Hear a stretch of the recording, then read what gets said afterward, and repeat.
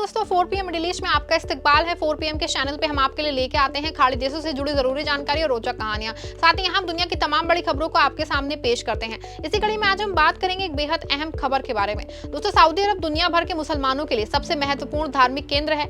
हर साल लाखों श्रद्धालु हज उम्रा के लिए मक्का और मदीना पहुंचते हैं। इन यात्रियों को सुरक्षित, आरामदायक और व्यवस्थित सुविधा उपलब्ध कराना सऊदी सरकार की सबसे बड़ी जिम्मेदारी में से एक है। इसी उद्देश्य को ध्यान में रखते हुए सऊदी पर्यटन मंत्रालय ने हाल ही में हज सीजन के दौरान यात्रियों के ठहरने की व्यवस्था से जुड़े नए ड्राफ्ट नियम पेश किए। इन नियमों का मुख्य उद्देश्य हज यात्रियों के लिए उपलब्ध आवासीय गुणवत्ता में सुधार करना, लाइसेंसिंग प्रक्रिया को अधिक पारदर्शी बनाना और सभी आवासीय सुविधाओं को एक समान मानकों के दायरे में लाना है। सरकार ने नियमों को सीधे लागू करने की बजाय पहले इस्तितला प्लेटफॉर्म पे सार्वजनिक सुझावों के लिए जारी किया है, ताकि नागरिक, निवेशक, होटल मालिक, पर्यटन कंपनियां और अन्य संबंधित पक्ष अपनी राय दे सके। ये कदम सऊदी अरब की नीति का हिस्सा माना जा रहा है, जिसके तहत बड़े फैसलों से पहले सार्वजनिक भागीदारी को बढ़ावा दिया जा रहा है।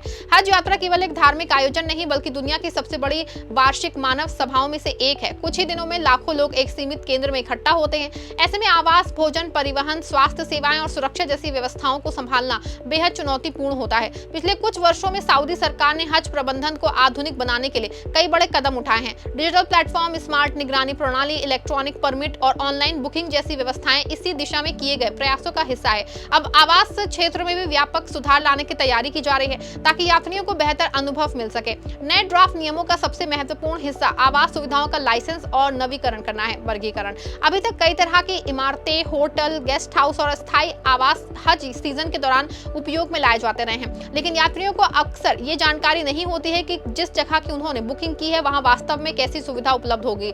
कई बार तस्वीरों और वास्तविक स्थिति में बड़ा अंतर देखने को मिलता है। नए नियमों के तहत सरकार आवास सुविधाओं को अलग अलग श्रेणियों में बांट सकती है, ताकि यात्रियों को पहले से ही स्पष्ट जानकारी मिल सके कि उन्हें किस स्तर की सेवा प्राप्त होगी। इससे पारदर्शिता बढ़ेगी, यात्रियों को अपनी जरूरत और बजट के अनुसार बेहतर विकल्प चुनने में मदद मिलेगी। सऊदी सरकार का मानना है कि केवल भवन उपलब्ध कराना पर्याप्त नहीं है, असली महत्व सेवा की गुणवत्ता का है। इसीलिए प्रस्तावित नियमों में सफाई, सुरक्षा, रखरखाव, कर्मचारियों के व्यवहार, चिकित्सा सहायता, अग्नि सुरक्षा और आपातकालीन प्रबंधन जैसे विषयों पर विशेष ध्यान दिया गया है। यदि कोई होटल या आवासीय सुविधा निर्धारित मानकों का पालन नहीं करती है, तो उसके खिलाफ कार्रवाई की जा सकती है। इससे उन संस्थानों पर दबाव बढ़ेगा जो केवल लाभ कमाने के उद्देश्य से यात्रियों को कम गुणवत्ता वाली सुविधा उपलब्ध कराते हैं। हज सीजन में सबसे बड़ी समस्या भीड़ प्रबंधन की होती है। लाखों लोग एक ही समय पे मक्का और मदीना में पहुंचते हैं। यदि आवास सुविधाएं सही तरीके से व्यवस्थित ना हो तो भीड़ भाड़, ट्रैफिक जाम और सुरक्षा संबंधी समस्याएं पैदा हो सकती हैं। नए नियमों के माध्यम से सरकार ये सुनिश्चित करना चाहती है कि प्रत्येक लाइसेंस प्राप्त आवास में यात्रियों की संख्या उसकी क्षमता के अनुरूप हो। इससे भीड़ नियंत्रण में मदद मिलेगी और यात्रियों को अधिक सुरक्षित वातावरण मिलेगा। सुरक्षा विशेषज्ञ लंबे समय से ये सुझाव देते रहे हैं कि हज प्रबंधन में आवास व्यवस्था को बेहतर बनाना भीड़ नियंत्रण का एक महत्वपूर्ण हिस्सा है। इन नियमों का एक बड़ा उद्देश्य फर्जी और बिना लाइसेंस वाले आवासों पर रोक लगाना भी है। कई बार कुछ लोग हज सीजन के दौरान अस्थायी रूप से कमरे किराए पे देकर यात्रियों से अधिक पैसे वसूलते हैं, जबकि वहां आवश्यक सुविधाएं भी उपलब्ध नहीं होती हैं। इससे यात्रियों को परेशानी का सामना करना पड़ता है। नए नियमों के तहत लाइसेंसिंग प्रणाली को मजबूत किया जाएगा, ताकि केवल अधिकृत और मानकों को पूरा करने वाली सुविधाएं ही यात्रियों को सेवा दे सके। इससे धोखाधड़ी की घटनाओं में कमी आने की उम्मीद है। डिजिटल तकनीक भी इस नई व्यवस्था का महत्वपूर्ण हिस्सा होगी। सऊदी सरकार पहले ही नुसुक, मसार और अन्य ऑनलाइन प्लेटफॉर्म के माध्यम से हज सेवाओं का डिजिटलीकरण कर चुकी है।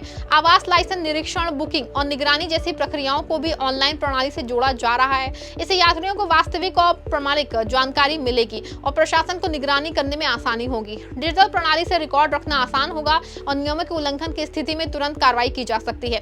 निवेशकों और होटल उद्योग के लिए ये नियम बेहद महत्वपूर्ण माने जा रहे हैं। सऊदी अरब विजन 2030 के तहत पर्यटन क्षेत्र को तेजी से विकसित कर रहा है। सरकार चाहती है कि धार्मिक पर्यटन के साथ साथ सामान्य पर्यटन भी बढ़े हैं। इसके लिए होटल और आतिथ्य क्षेत्र में बड़े पैमाने पर निवेश आकर्षित किया जा रहा है। जब नियम स्पष्ट होंगे और लाइसेंसिंग प्रक्रिया पारदर्शी होगी, तब निवेशकों का भरोसा बढ़ेगा। वो ये समझ पाएंगे कि उन्हें किन मानकों का पालन करना है और किस प्रकार की सुविधाएं विकसित करनी है। इससे होटल उद्योग में प्रतिस्पर्धा बढ़ेगी और सेवाओं की गुणवत्ता में सुधार होगा। सऊदी सरकार ने हाल ही के वर्षों में पर्यटन क्षेत्र में कई सुधार किए हैं। होटल लाइसेंस फीस में राहत, निवेश को प्रोत्साहन और नई पर्यटन परियोजनाओं की शुरुआती इसी रणनीति का हिस्सा रही है। सरकार का लक्ष्य है कि पर्यटन क्षेत्र अर्थव्यवस्था में अधिक योगदान दे और तेल पर निर्भर कम हो। हज और उम्रा पर्यटन इस लक्ष्य को हासिल करने में महत्वपूर्ण भूमिका निभा सकते हैं। इसीलिए आवास क्षेत्रों को अधिक व्यवस्थित और आधुनिक बनाने की दिशा में लगातार कदम उठाए जा रहे हैं। सुरक्षा की दृष्टि से भी नए नियम बेहद महत्वपूर्ण है। हज सीजन में किसी भी छोटी लापरवाही के गंभीर परिणाम हो सकते हैं। यदि किसी भवन में आग लग जाए तो कोई अन्य आपात स्थिति उत्पन्न हो जाए तो हजारों लोगों की जान जोखिम में पड़ सकती है। इसीलिए नए नियमों में अग्निशमन उपकरण, आपातकालीन विकास, सुरक्षा संकेतक और नियमित निरीक्षण जैसी व्यवस्थाओं को अनिवार्य बनाया जा सकता है। इससे दुर्घटनाओं की संभावना कम होगी और यात्रियों को अधिक सुरक्षित वातावरण मिलेगा। सरकार सेवा प्रदाताओं की जवाबदेही में बढ़ावा आएगा। अप्रैल 2026 में सऊदी पर्यटन मंत्रालय ने मक्का और मदीना में हज आतिथ्य सेवा देने वाली संस्थाओं के लिए नए दंड नियम लागू किए थे। इन नियमों के तहत सेवा मानकों का उल्लंघन करने पे जुर्माना, अस्थायी बंदी और बार-बार उल्लंघन की स्थिति में लाइसेंस रद्द करने तक की कार्रवाई की जा सकती है। इससे स्पष्ट संकेत मिलता है कि सरकार केवल नियम बनाने तक सीमित नहीं रह जाती है, बल्कि उनके पालन को भी सख्ती से सुनिश्चित करना चाहती है। पिछले वर्षों में कुछ मामलों में यात्रियों को वादा किए गए आवास नहीं मिले, जिसके कारण संबंधित कंपनियों के खिलाफ कार्रवाई भी की गई थी। ऐसे अनुभवों ने सरकार को यह एहसास कराया कि निगरानी व्यवस्था और मजबूत बनाने की आवश्यकता है। नए नियम इसी दिशा में एक और कदम है, जिसका उद्देश्य यात्रियों के हितों की रक्षा करना है। इस्तितला प्लेटफॉर्म पे सुझाव मांगने की प्रक्रिया भी काफी महत्वपूर्ण है।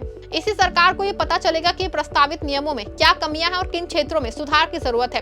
होटल उद्योग, पर्यटन कंपनियां और आम नागरिक अपने अनुभवों और सुझावों के आधार पर नियमों को और बेहतर बनाने में योगदान दे सकते हैं। ये प्रक्रिया नीति निर्माण को अधिक पारदर्शी और सहभागी बनाती है। विशेषज्ञों का मानना है कि यदि ये नियम प्रभावी ढंग से लागू किए जाते हैं तो हज यात्रियों के अनुभव में बड़ा सुधार देखने को मिल सकता है।